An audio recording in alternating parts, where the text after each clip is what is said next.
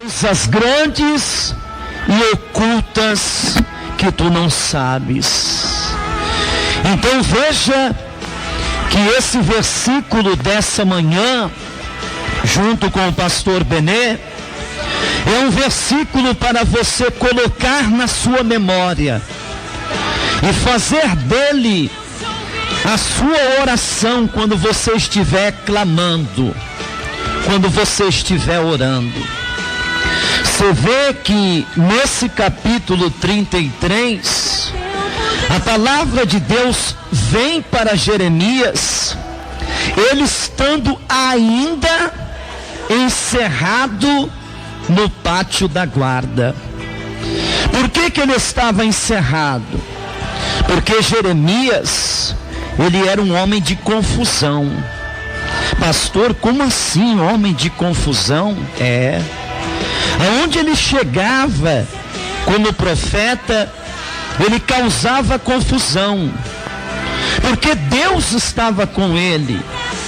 E Deus estando com Jeremias, Jeremias não conseguia de maneira nenhuma se conformar com coisas erradas, ver coisas erradas e ficar calado.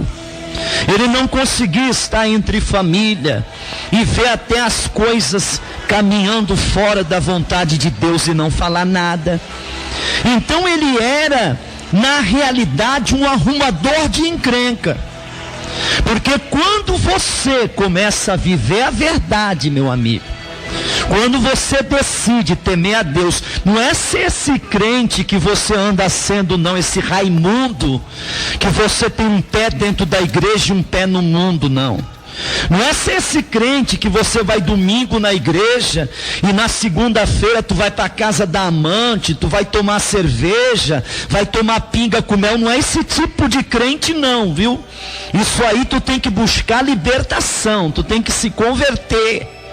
Eu estou falando quando você procura temer a Deus, viver para Deus. Quando você começa a entrar até no estágio de perseguição. Porque quando você decide viver para Deus e verdade, você é perseguido. É impossível o diabo não se incomodar com a vida de um cristão que vive no temor a Deus, na verdade do Senhor. É impossível. É impossível o inferno não se levantar contra alguém que vive verdadeiramente para Deus. Por isso, se está tudo bem, pastor, na minha vida está tudo bem. Pastor, nada dá errado para mim. Pastor do céu, olha, tome cuidado. Tome cuidado com a vida que você está levando dentro da igreja. Tome cuidado como está a tua caminhada. Você não pode ser uma pessoa conformada. Você não pode ser só um salvo conformado. O salvo foi chamado para salvar. O salvo foi chamado para influenciar vidas à salvação. O salvo foi chamado para ser a luz do mundo. O salvo foi chamado para ser o sal da terra. O salvo foi chamado para ser a coluna e o esteio da verdade. O salvo foi chamado para ser uma carta aberta em Cristo. Por isso que Jeremias começa recebendo essa palavra estando encerrado no pátio da guarda. Ele estava preso. Por causa da palavra da verdade na boca dele, ele estava encarcerado no pátio. Ia ser decidido o que ia ser feito da vida dele. Mas lá naquele pátio ele recebe uma palavra de Deus. E Deus começa dizendo para ele: Jeremias, isso procede do Senhor. Deus começa dizendo para ele: isso é por causa da vida que você está vivendo comigo. A minha palavra na sua boca está causando transtorno, então o diabo está incomodado, com certeza. Mas Deus começa dizendo para Jeremias: clama a mim. Clama a mim, Jeremias, porque eu te responder-te-ei. Porque eu anunciar-te-ei coisas que são grandes, que são ocultas, que tu não sabes. Você vê que Deus chama ele não para uma oração. Deus não chama ele como Jesus nos chamou lá em Mateus, Lucas ou João, se não me falha a memória, quando Jesus disse que nós temos que entrar dentro de um quarto, fecharmos a nossa porta e orarmos em secreto ao nosso Pai, e o nosso Pai nos recompensará. Não foi isso. Quando ele chegou na vida do profeta, ele disse: você tem que clamar a mim. Essa palavra clamar, ela significa gritar em alta voz. Porque existem ocasiões, meus amados ouvintes, que você tem que abrir a sua goela, abrir a sua boca, e você verdadeiramente tem que gritar através do clamor, buscando a Deus por respostas imediatas. Eu entendo que o clamor é para respostas imediatas. O clamor é como se fosse um socorro que você precisa rápido de Deus. Pastor, eu vou entrar nesse momento dentro do meu quarto, eu vou encerrar as janelas e as portas, e eu vou ficar gritando o nome do Senhor que nem um doido lá dentro, e vou começar a buscar esse Deus para que Ele mude esse quadro do meu casamento, para que Ele mude esse quadro da minha casa, para que Ele mude esse quadro da minha família, para que Ele mude esse quadro do meu lar. Olha, quando eu olho essa palavra clamor, eu me lembro da minha vida. Eu me lembro na minha vida quando eu acompanhava os companheiros para os montes. Existe um companheiro de oração, o pastor Marcelo, que ele tinha o costume de nos levar ao monte quando nós íamos com ele. E ele subia a lugares muito altos, ao escuro, à escuridão. E eu não tinha contado para ele, eu acho que eu nunca contei isso para ele, mas eu tinha 19 anos, era novo, eu me converti com 18, e ele colou do meu lado e começou subindo comigo aos montes, e eu tinha medo de escuro, eu tinha voz fina como voz tipo de menina. Meu pai até chegava para mim e falava assim: filho, você tem que falar grosso, você tem que falar, pai, me dá. Menino, fala grosso. O pai falava assim. Mas quando eu subia com esse pastor, ele tinha umas coisas diferentes. Ele dizia: não, só vai eu e tu, não vai mais ninguém. E outra coisa, nós vamos lá para cima, lá no meio do mato.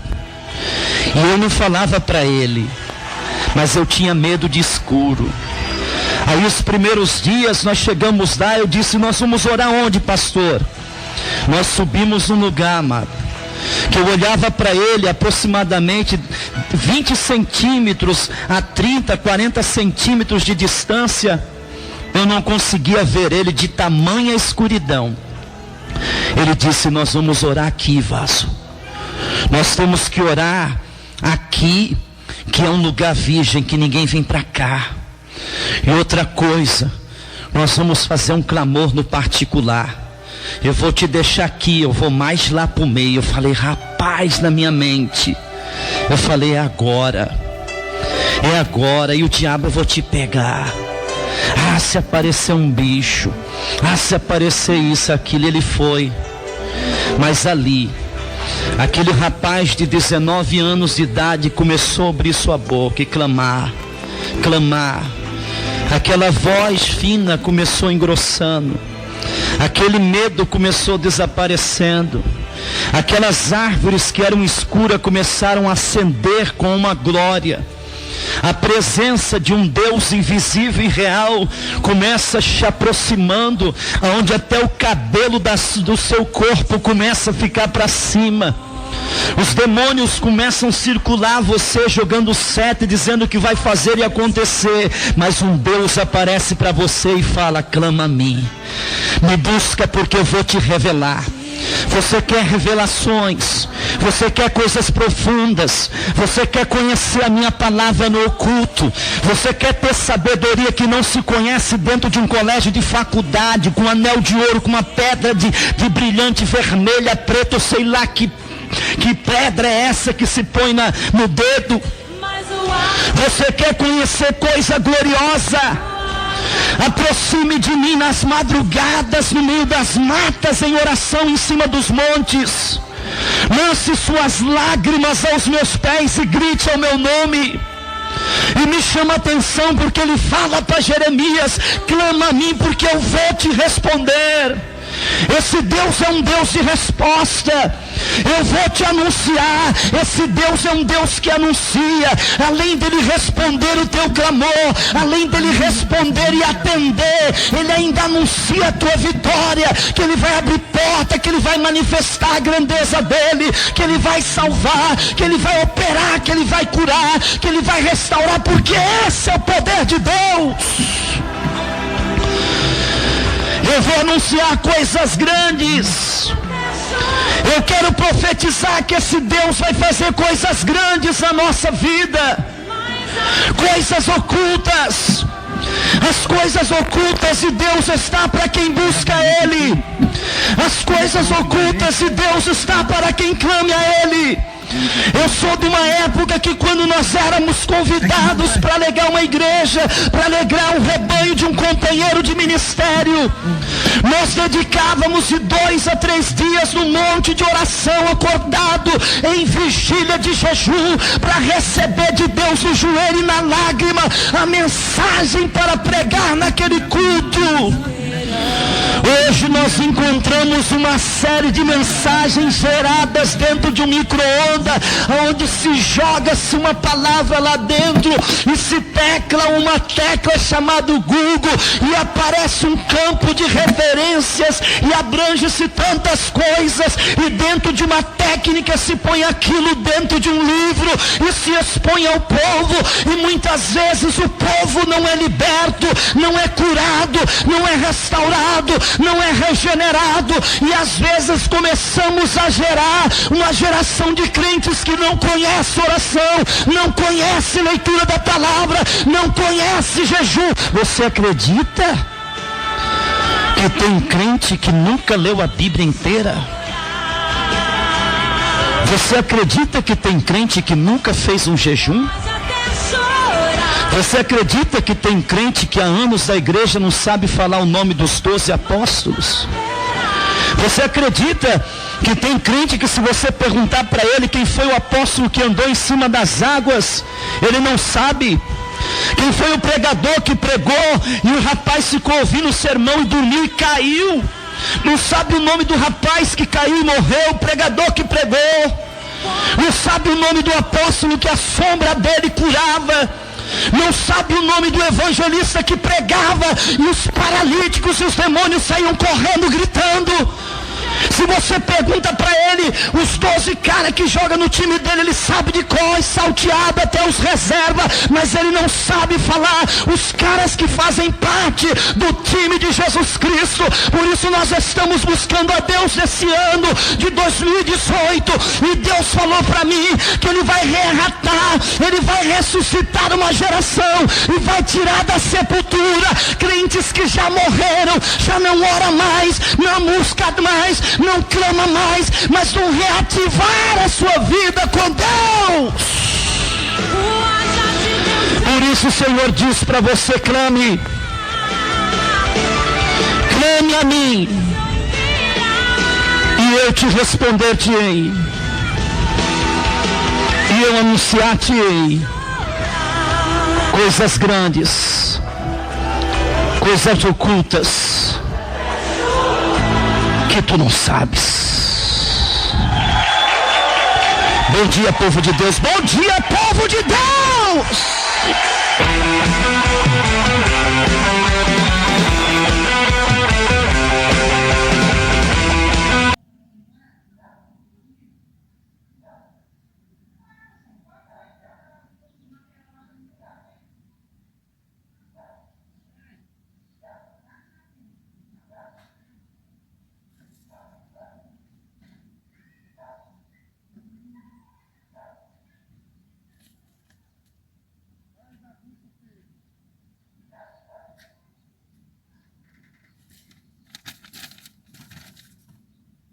Peraí. Não tá dando. Obrigado, Gabriela. Nada. A avó não quer, não? Acho que não.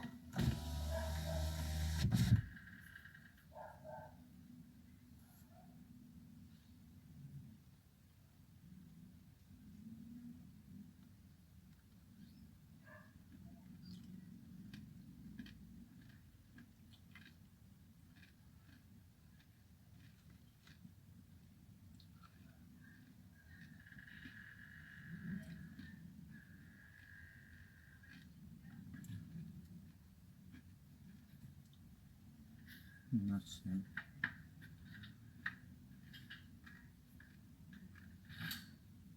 Aí, vô, tem que ter pegado essa.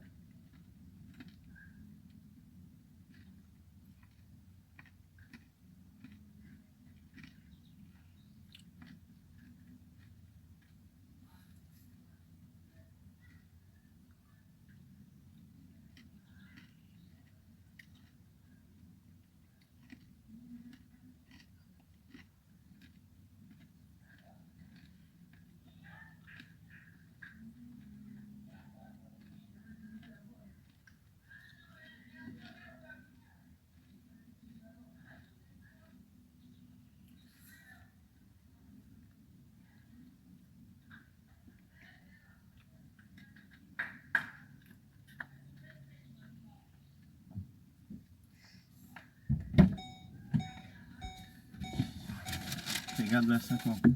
O quê? A Vision. Essa daí que era pra tu ter pegado lá do carro. Ah, é? Quanto que é? O cara tá vendendo. Não tá vendendo não. Eu queria comprar. Eu perguntei pra ele se ele queria vender pra mim. Ia comprar, já mandar pintar, colocar paralama. É bonita aquela bicicleta. É porque tá imunda. Vai aparecer os negócios lá pra dentro. Nossa, que fedor.